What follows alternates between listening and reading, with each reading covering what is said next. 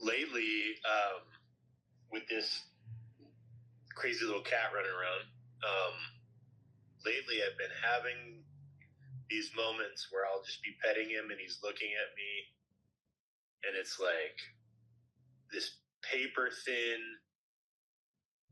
like, separation where it's like I can almost recognize that he and I are the exact same thing. Like, so close. It's so close to be able to like look in his eyes and then be like, oh wait a minute. Wait a minute. It's the wildest thing. It's the wildest thing. But still some sort of fundamental, like, there's still some fundamental like denial or trying to get it, trying to figure it out. And like watching that like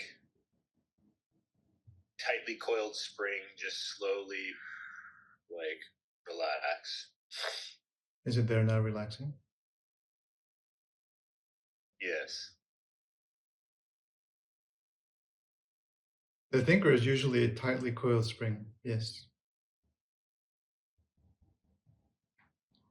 It is not reason, it is thought. Thought does not equal reason. Reason is the absence of thought. The coil, the energy that it has, is surrendered into relaxation, into the eyes of the cat, who is then aware that you are one.